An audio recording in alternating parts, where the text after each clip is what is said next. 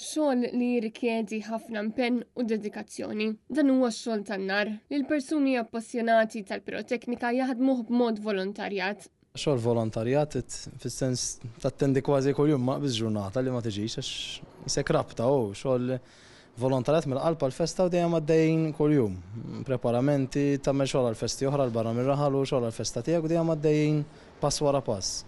Matthew Falzon, membru tal-Kamra tan-Nar La Stella Fireworks Factory tal-Gudi, spjega ma' Net News kif l-ikbar sodisfazzjon huwa meta fil-jum tal-festa dawk preżenti jaraw il-lob tan-nar isebbaħ is-sema.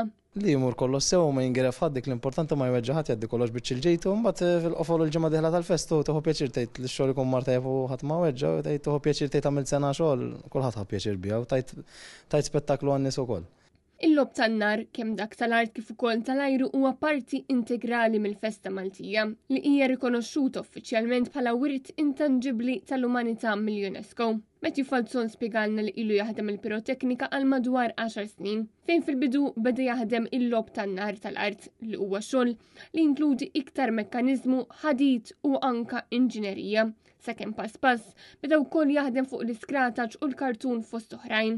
Waqt żjara li jagħmel f'din il-Kamra tan-Nar, il-Kap tal-Partit Nazzjonalista Bernard Gregg tkellem fit-tul ma' dawk l-appassjonati tal-piroteknika li qattaw sena sħiħa jaħdmu f'dan ix-xogħol. Din laqda tan-nar tiġbor madwar 16 il-volontier li l-koll jaħdmu b'mod organizzat u b'attenzjoni kbira. U hekk niġu familji u dejjem flimkien.